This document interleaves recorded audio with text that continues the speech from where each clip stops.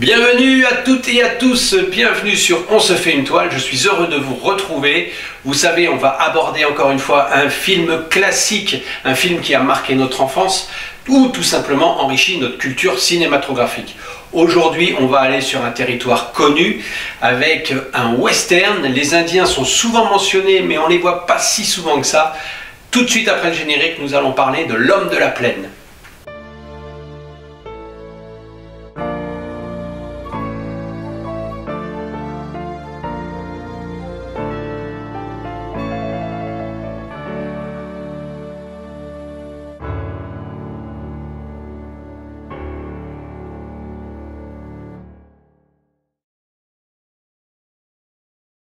L'Homme de la Plaine est un film de 1955 qui marquera la dernière collaboration entre le réalisateur Anthony Mann et l'acteur James Stewart.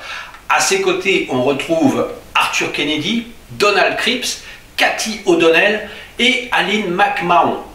Le film mélange les genres de prédilection du western.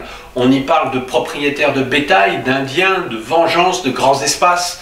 Donc en effet, l'histoire c'est celle de James Stewart qui vient pour venger son frère tué par les Apaches.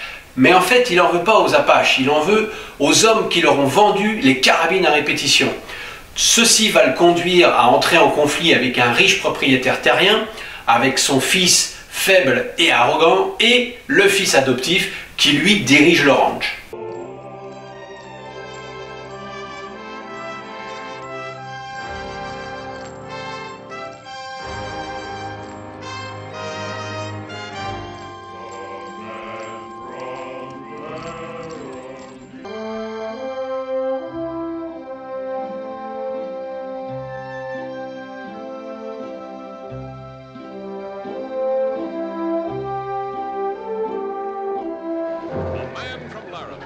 Based on one of the most powerful adventure stories ever to appear in the Saturday Evening Post. Read by millions. Now brought to the screen by the star, James.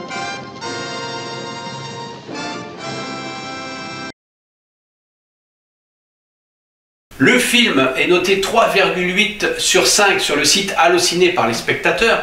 Et ce que je retiendrai, c'est comment James Stewart a laissé tomber son costume de jeune homme bien sous tout rapport, ce bon américain moyen qu'il interprétait auparavant, il n'y a pas si longtemps que ça, pour se glisser dans la peau d'un cow-boy, comment sa grande carcasse élancée a pu nous faire croire, sans l'ombre d'un doute, à son personnage de cow-boy. Toujours juste, toujours droit dans ses bottes, capitaine dans l'armée, ayant toujours une conduite exemplaire et une droiture sans faille. Même s'il vient pour se venger de son frère, cela requiert un certain talent. Et James Stewart n'en manque pas de talent. Sa filmographie le prouve. L'homme est sympathique. Même quand il se bat, l'homme est sympathique. Même quand il dégaine un western, il reste sympathique. C'est un homme vulnérable et fait de lui un héros que l'on peut toucher, un héros dont on peut s'identifier. Et ça, les Américains aiment bien, aiment beaucoup. Et il n'y a pas que d'ailleurs. On cite souvent à raison John Ford pour ses westerns tournés en décor naturel et notamment à Monument Valley, mais on aurait tort de ne pas mentionner Anthony Mann pour sa façon de se servir des grands espaces, notamment sur ce film. Les reliefs sont aussi abrupts que la façon dont les personnages se comportent. L'Ouest américain n'est vraiment pas un pays facile, ce film ne nous prouvera pas le contraire. Hein. On en vient au petit plus, le tournage débute le 29 septembre 1954 à New Mexico. Bien qu'Anthony Mann ait prévu de tourner sur 6 sites différents, le tournage a finalement lieu sur 18 sites différents, tous dans un rayon de 160 km de Santa Fe. Un des plus grands plateaux du film était une reconstitution de Big Board Ranch, construit à une cinquantaine de kilomètres en dehors de Santa Fe. L'équipe tourna également quelques scènes au village des Indiens Pueblo. Étant donné que certaines scènes furent tournées à proximité des habitations, les producteurs ont demandé aux résidents locaux de descendre leurs antennes de télévision des toits. Et par ailleurs, la permission leur fut accordée de démonter 14 poteaux électriques afin de pouvoir tourner des scènes vierges de toute présence humaine. Après 28 jours de travail sur place, l'équipe retourna au studio de la Columbia où le tournage s'acheva le 16 novembre 1954. L'Homme de la Plaine sortit sur les écrans américains le 28 juillet 1955 et devient l'un des films les plus lucratifs de l'année. Ce film est considéré pour bon nombre de personnes comme le meilleur qu'ils aient tourné ensemble. Anthony Mann d'ailleurs déclara à ce sujet: « Je voulais que ce film résume en quelque sorte mes 5 ans de collaboration avec Jimmy Stewart. Ce film est comme un concentré de notre travail ensemble. Il reprend les thèmes et les situations que nous avons rencontrées et les pousse à l'extrême. » Ce qui caractérise le film, par exemple, c'est une scène où Alex Nichols surprend James Stewart en train de prendre du sel sur les terres de son père. Et il le punit sauvagement. Il brûle ses chariots, il tue ses mules et en plus, il le traîne dans un feu attaché à une corde. Cette scène cruelle n'aura d'égal que celle où Nichols, toujours lui, tire à bout portant dans la main de James Stewart. D'ailleurs, à ce propos, Anthony Mann a rappelé un jour la forte impression que cette scène, cette explosion de violence fit sur le public.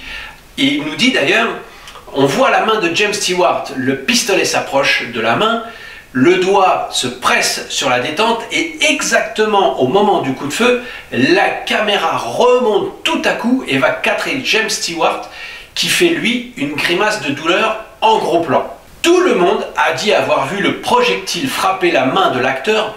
Bien sûr que non, le coup de feu est parti une fraction de seconde plus tard, mais le mouvement de caméra leur a donné l'impression que la main avait été touchée. Il s'agit sans aucun doute d'un exemple magistral de montage. Anthony Mann disait aussi que l'Ouest était le seul cadre où le public accepte la violence et les passions de la tragédie classique. D'ailleurs, on dit souvent que ce film s'apparente au Roi Lear. Encore une anecdote, le réalisateur annonce son projet de tourner justement la version du Roi Lear en western à la fin des années 60, peu avant sa mort.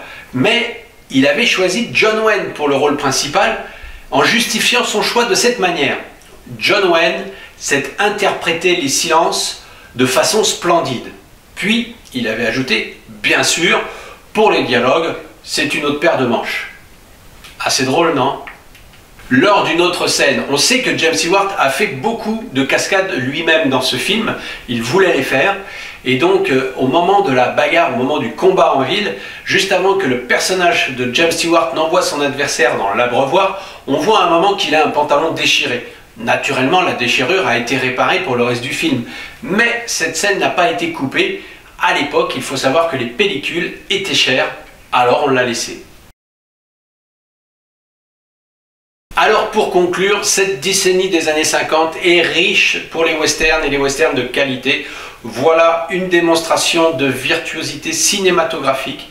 L'Homme de la Plaine est aussi une histoire très riche. James Stewart qui renoue avec la frénésie de sa composition pour Winchester 73, déjà mentionné sur On se fait une toile, vidéo que je vous invite à découvrir si ce n'est pas encore fait. On parle aujourd'hui de violence concernant ce film. Mais rien à voir avec ce qu'on peut voir aujourd'hui au cinéma. Là, il n'y a rien de choquant, juste des scènes marquantes, des scènes fortes, comme si la pellicule était marquée au fer rouge et que cela nous donnait à jamais un grand western. Voilà, c'est tout pour aujourd'hui pour L'Homme de la Plaine. Pour cette collaboration entre Anthony Mann et James Stewart, ils ont fait d'autres films ensemble que des westerns, 3 notamment. Je vous invite à regarder celui-ci si vous ne l'avez jamais vu. C'est un très bon western, une très bonne facture, vous l'avez compris. Je vous dis à très bientôt. N'oubliez pas de liker, de partager et de commenter. Comme d'habitude, j'adore lire vos messages et j'y réponds avec grand plaisir. Donc je vous dis à très bientôt, à la semaine prochaine pour un nouveau film. Ciao, ciao!